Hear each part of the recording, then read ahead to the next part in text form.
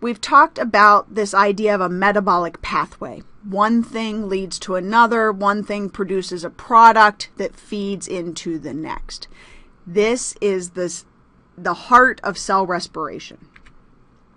There are 3 major stages that you need to be familiar with. I highly recommend that you look at videos on cell respiration, animations on cell respiration to help you visualize this process a little bit more. I'm going to give you the nuts and bolts of what's going on, but being able to picture things moving around in your head is much easier, and there are plenty of good animations out there to show you that. So stage 1 is glycolysis. This requires no oxygen for this step, and all we're going to do in glycolysis is break glucose in half. Stage 2 is something known as citric acid cycle, or some of you may know it as the Krebs cycle. I write it as CAC because I get tired of writing out citric acid cycle. But in this process, we're going to break down the rest of glucose as far as we can, and we're going to release CO2 and make a tiny little bit of ATP. Little bit.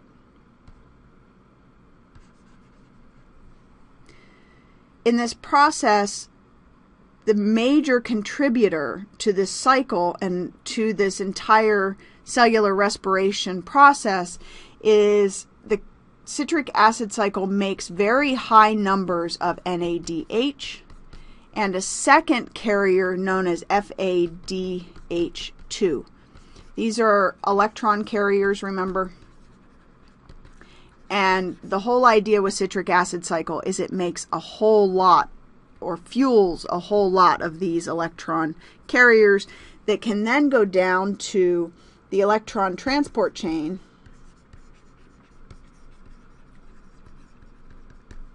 which is part of this process known as oxidative phosphorylation. Glycolysis, here's the gist. We put in a glucose. We are actually going to have to put in energy. Okay, this is all going to occur in the cytoplasm. So we put in a glucose, we add some energy, 2 ATPs, to kickstart this whole process.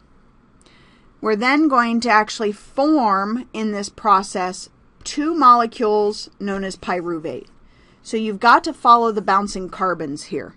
So glucose has 6 carbons. We cut it in half. Each molecule has 3. That should be pretty easy for you. We're also going to make some electron carriers. Why? If you break a bond, you release electrons. We need those, so they're going to get picked up by the electron carriers. We're also going to make 4 ATP total. But over here I say that we net 2 ATP. Why do we net 2 ATP? Well, I put in 2, which means I've lost 2 from my system. I make 4. In the end, I end up with 2 that I can use for some other process. And as you might imagine, this ATP production essentially continues to fuel glycolysis. It's unlikely those ATP are going to go anywhere else. They're going to stay right here and continue to fuel glycolysis over and over and over again. So our products, 2 ATP, 2 NADH, and 2 pyruvate, which are 3 carbon molecules. Okay? Cool things about glycolysis, it actually doesn't require oxygen. And since we said it happens in the cytoplasm, there's no mitochondria involved. So this is the earliest evolved form of cell respiration that we know of, and this is what bacteria do. So you do this process, but this is the primary form of energy, or primary source of ATP for our bacteria. Now for you, 2 ATP isn't great. It's not going to power your body. So we're going to have to use another process, that oxidative phosphorylation, to get out more ATP. But for bacteria, this is fine This is enough. This is a terrific advantage to not have to have oxygen, to not have to have mitochondria. The bacteria are small enough and efficient enough that the 5% of the energy that they're getting out of that glucose molecule is fine with them.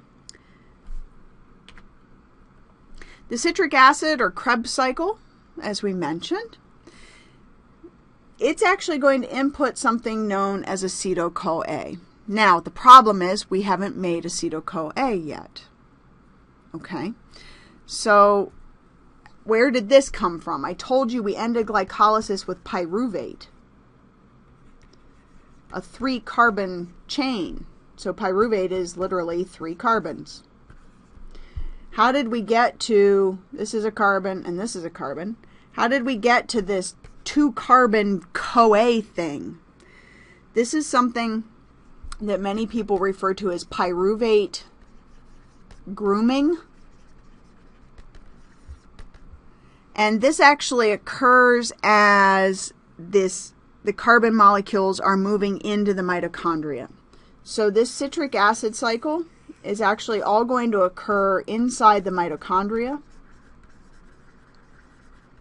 In order to move that carbon molecule into the mitochondria, we actually have to go through this process of converting pyruvate into acetyl-CoA. Now, this will actually produce a little bit of NADH, right? If you break a bond, release an electron, you're going to make an NADH, an electron carrier. So we'll get a little bit there. Then we finally get into the citric acid cycle. The citric acid cycle, if we're starting with one of these, we actually have 2, right?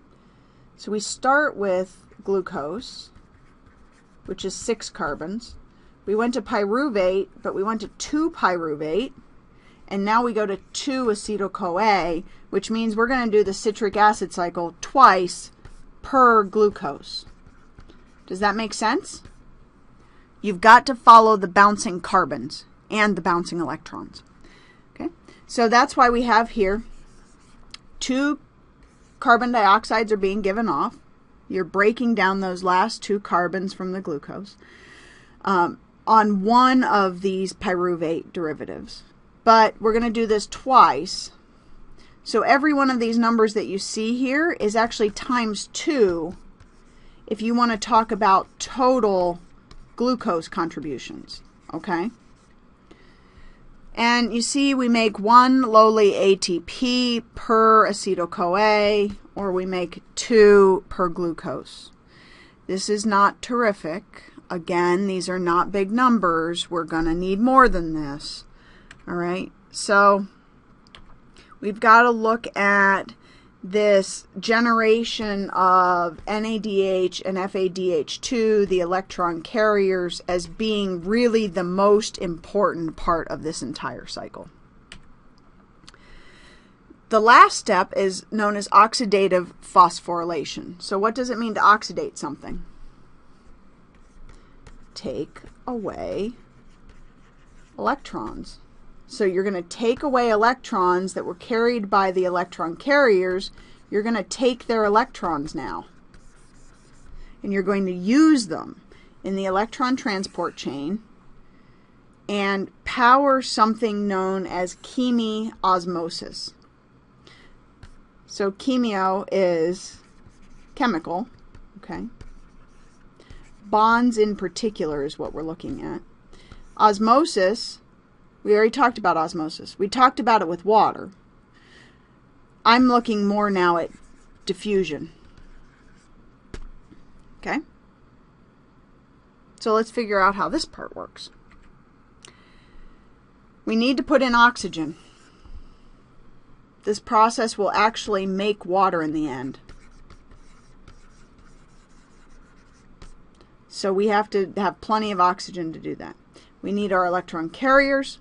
We need a mitochondria. Bacteria cannot do this. They don't have the mitochondria. And then we need to set up this gradient. I told you we were going to work on this by facilitated diffusion. We were going to set up an electron or a proton set up this electron gradient with our electron transport chain so that we can pump out hydrogens. Let me show you. This gets complex without pictures, so let me just show you.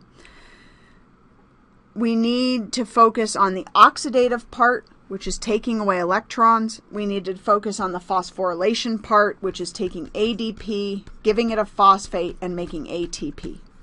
That adding a phosphate, remember we said, is phosphorylation. So the whole idea is setting up this concentration gradient that is going to make ATP. This is what the mess looks like. So this is inside a mitochondria. Okay, so inside a mitochondria, not just inside a cell right now. So inside, this is the electron transport chain, the proteins that are here. And when we look at the electron transport chain, you see the electron carriers are bringing in electrons and dropping them off. If they're giving up electrons, NADH and FADH2 give up electrons. If they're giving up electrons, that means that they've been oxidized, right? That's our oxidative part. Phosphorylation, this proton gradient that we've set up, we're actually setting up, this is active transport, powered by electrons. So active transport, you know this. Powered in this case, not by ATP, but powered by electrons. And in this process of the electron transport chain, we pump out all these hydrogens because in this process, we're going to actually allow those hydrogens to diffuse back through this transport protein. This transport protein actually has a name. It's ATP synthase. So it's an enzyme. And it literally spins. It's powered like a turbine. And when it spins, when these hydrogens come flying back through, causing this thing to spin around, we actually are going to give enough energy to squeeze ADP and phosphate together and make ATP. Well, we just did phosphorylation then. That's the whole process. So where does the water come in? The water comes in because these electrons are moving from protein to protein to protein, redox reactions the whole way. They get to this final protein and the protein goes, now what? We have to get rid of those electrons so the process can start again and we can keep doing this. Oxygen picks up those electrons. Oxygen is what we refer to in cell respiration as the final electron acceptor. This step right here, folks, is why you breathe in oxygen. Every one of your cells is dependent on it for the efficient conversion of glucose into stored ATP.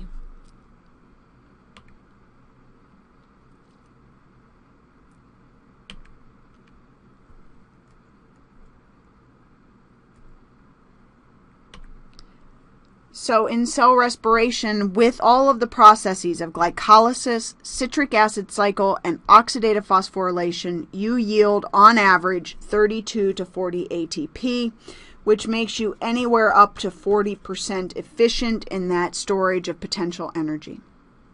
And you make water and carbon dioxide.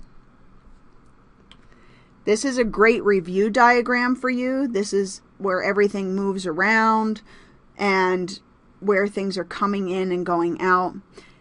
If you understand this diagram, you would be good with any questions I'm interested in as far as this cell respiration cycle.